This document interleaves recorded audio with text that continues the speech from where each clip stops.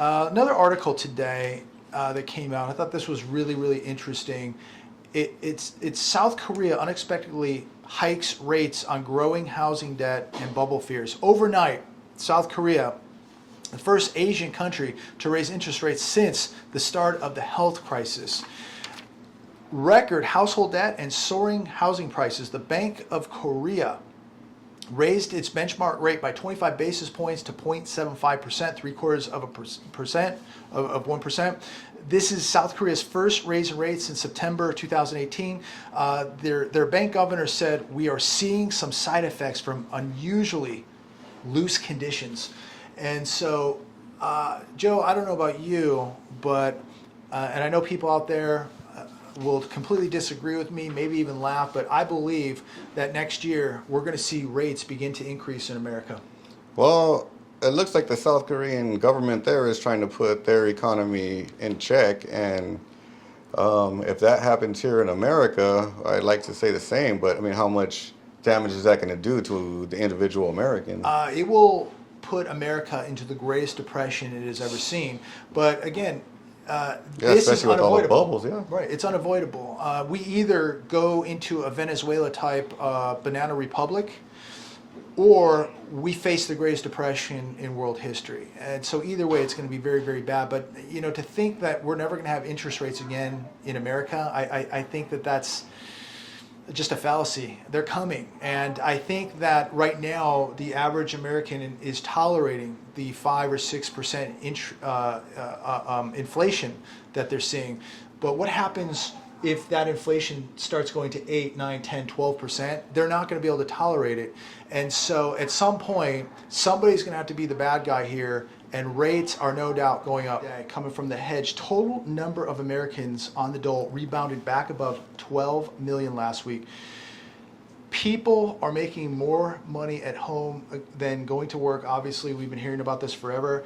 So it's 12 million on the dole, but many of these people have rolled off. Many of them weren't eligible to even go on the dole. What is this telling us about this economy, Joe, when we have over 12 million people reliant on the government to give them money and food? Dependence.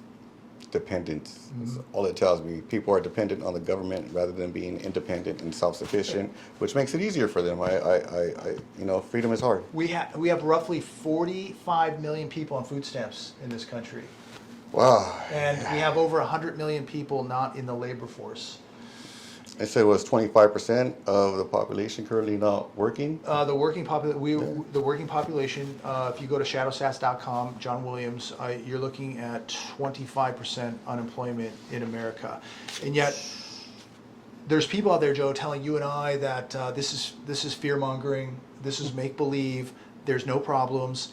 There's 25% unemployment, but everywhere is hiring, yet they're minimally staffed because nobody wants to work. Right.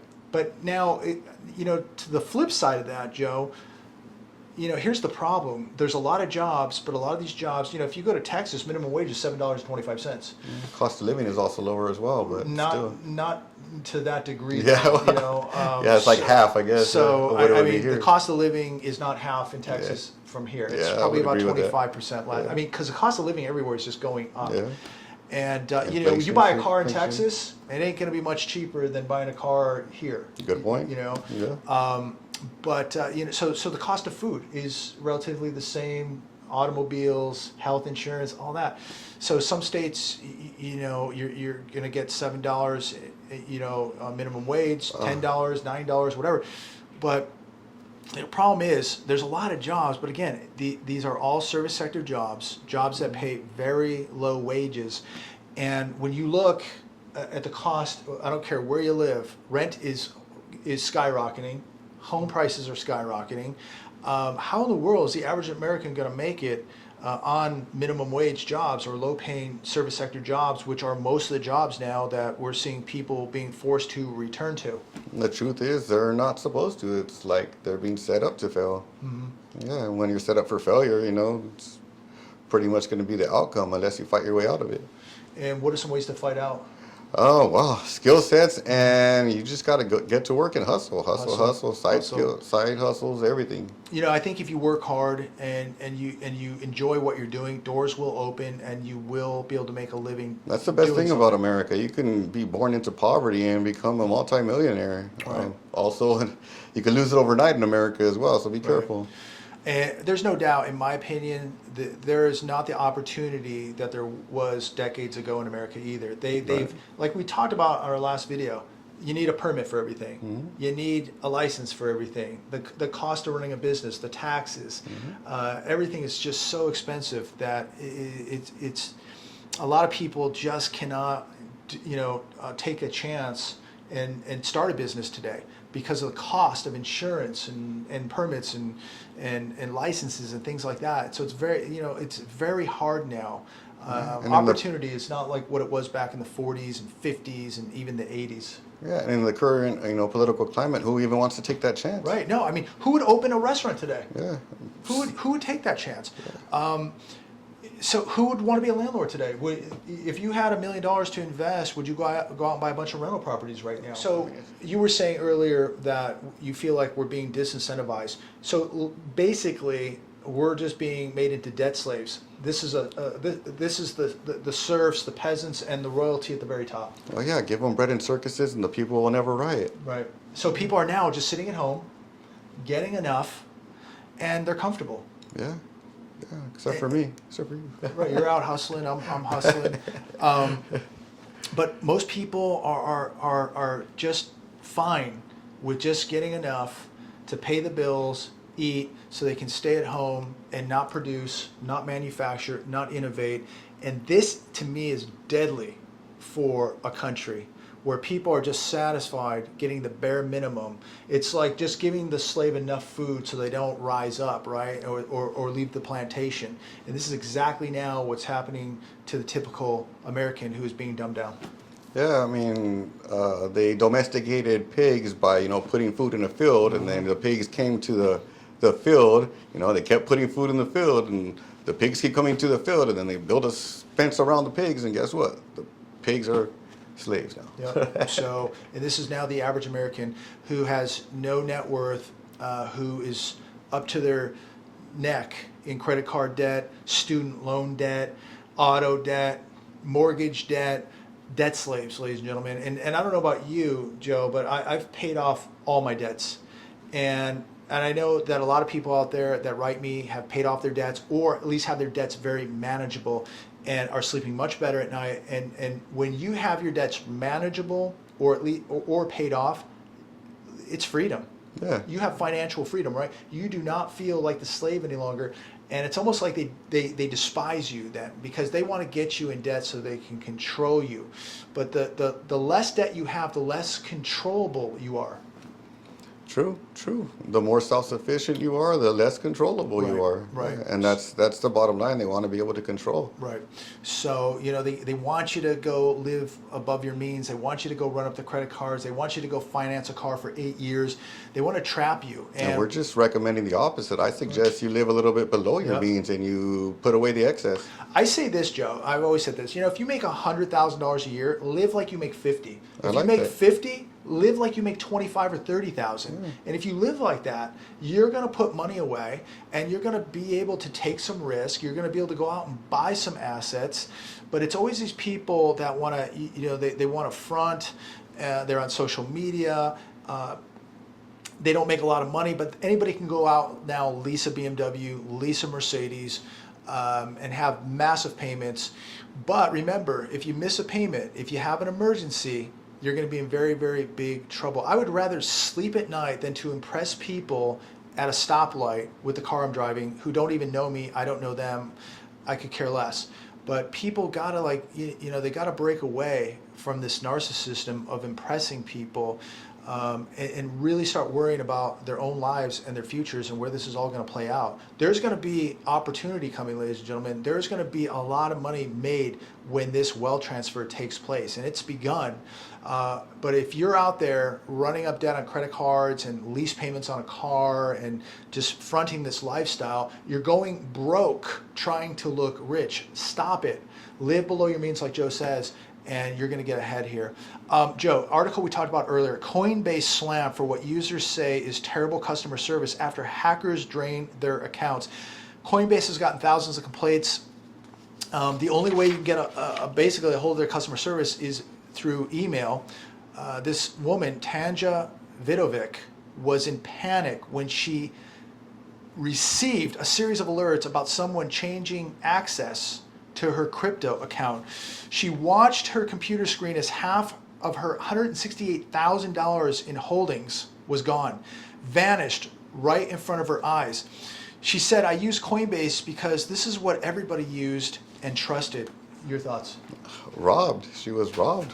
So whether by Coinbase or anybody else, and JB's been preaching this for a long time. I like my cryptos as well, but he's been preaching for a long time that you could lose it all in cryptos overnight, and apparently this lady did.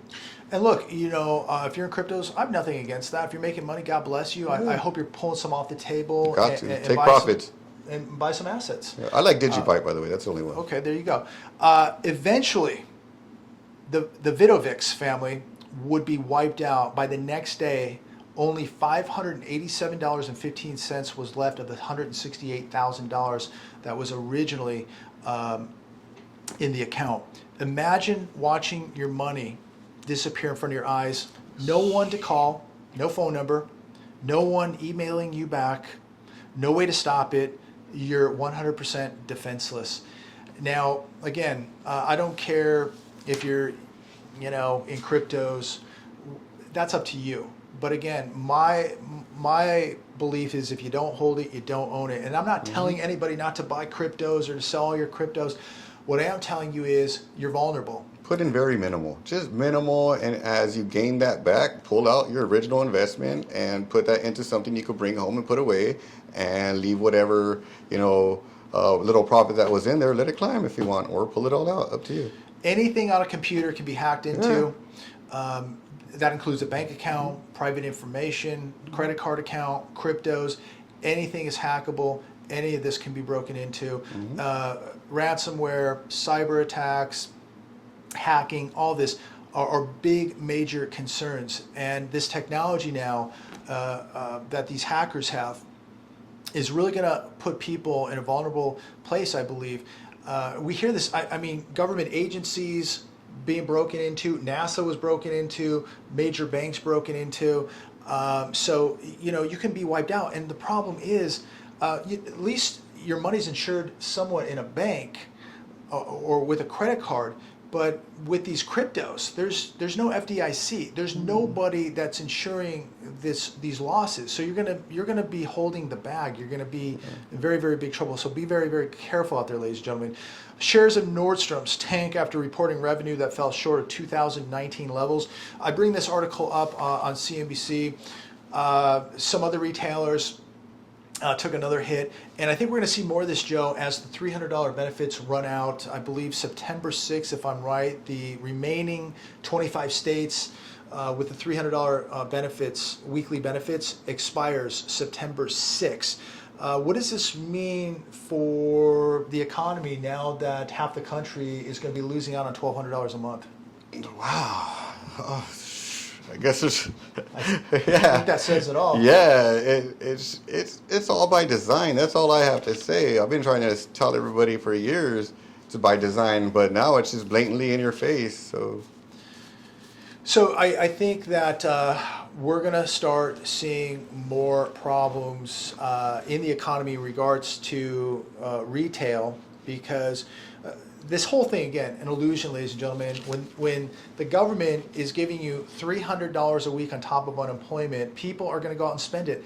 Most of these people did not pay down their college tuition debt. They didn't pay down their auto payments. They didn't pay down their mortgages. They didn't pay down their rent. They went out and they continue to take the money and spend it. Yeah. I know a lot of people just went to the casino thinking they were going to get rich. Didn't happen. A lot of people put it on cryptos. Some of them got rich. Others lost everything overnight. So. People won't be going to Nordstrom's. They're not going to be going to the Macy's. They're not going to be going out and spending because this money is about ready to disappear. Yeah, more and more malls closing down, so more and more just vacant lots. And if you would, comment down below, what do the malls look like in your area? What do the shopping areas look like in your area? I'd love to know. As I said yesterday, the Westfield Mall, my area, about 25% vacancy. We have the outdoor shopping area, the river, that's about 80% vacant. And we just lost our Fleming Steakhouse less than probably a year ago. El Paseo, some of the wealthiest shopping in Southern California, 25% vacancy there. It's stunning when you really take into account what's going on. Sounds like businesses being torn down and tent cities going up. There you go. Article I want to share with you, we talked about this one earlier on The Hedge today, what a Miami stripper and fiscal elephant have in common. And I'm going to paraphrase this with Joe. Joe, comment, jump in anytime you want. Banks have conditioned us to trust them. And what have we got from that? Mark Bond, The Big Short. Oh man, I say my only advice there is go watch The Big Short. If you haven't seen The Big Short yet, you need to watch that. Very few people will have the intelligence and courage to see what no one else wanted to see. Instead of turning a blind eye to absurdity, do your homework. Yeah, you got to do your homework. You always got to dig deeper. Oh, my advice is this: study your Constitution, Declaration of Independence, and your Bill of Rights. Get yourself the oldest dictionary you can, and make sure you know those big words. There you go. The utopia today of fat profits is blinding people from seeing bubbles. In 2008, the subprime mortgage market crashed for several reasons. Borrowers were ill-equipped to make mortgage payments if interest rates rose, or incomes got compromised. And I stress incomes got compromised because what are we seeing today? Incomes are being compromised. We have low wage jobs. We have a job market today that is flooded with leisure and hospitality, service sector type jobs. This is what our economy now, this is the job market today, where a massive amount of the jobs are in the service sector. These are low paying jobs, and incomes are being compromised in America now. How many people, Joe, do you know? I don't know many. I know a few people who are doing well, and I know a lot of people who aren't doing so well, but a lot of people that I know don't really have well paying jobs. A lot of people I know are in the service sector arena.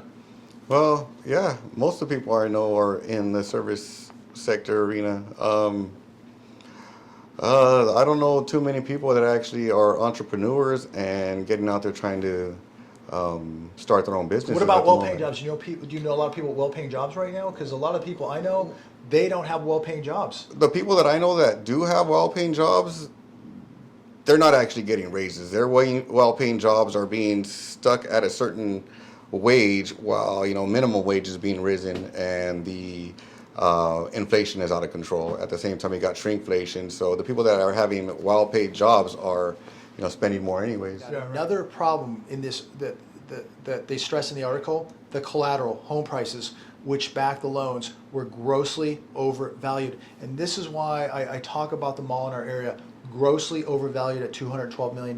Today, it's been valued at $55 million. How much of this housing market, Joe, has been overvalued? This, to me, is a ticking time bomb. Yeah, I mean, you got people buying houses at extremely high prices and then trying to rent them out at extremely high prices in the current climate that we're in, and I don't see it playing out very well for either the renter or the landlord. The banks are going to make a killing. Yeah, incomes are going to continue to be compromised, and I think that we're going to see big problems in the housing market because of these incomes being compromised. People's wages are being cut, opportunities being cut, and the price of everything going up is eating your income up. Your paycheck is being destroyed every week at the grocery store. It's being destroyed every week at the gas station. And now you have so many people where 50% of their paycheck is just going to the rent or their mortgage payment. Yeah, and a lot of the stuff that you used to buy at the grocery store, you can't even find anymore. Yeah. So. And many of you commented that you're seeing the same thing. Shelves are being emptied at your local stores, your Walmarts, your grocery stores. Over the past 15 years, debt has grown 7 times the rate of tax receipts and over 4 times more than economic growth. Joe, this economy, we are not growing. No, and you got to blame both the Republicans and the Democrats Absolutely. for that. Are the odds of perpetually are the odds of perpetually increasing the gap between spending and tax revenue any better than the Miami stripper featured in The Big Short making good on her loans on 5 houses and a condo? Well, at least you did what you had to do.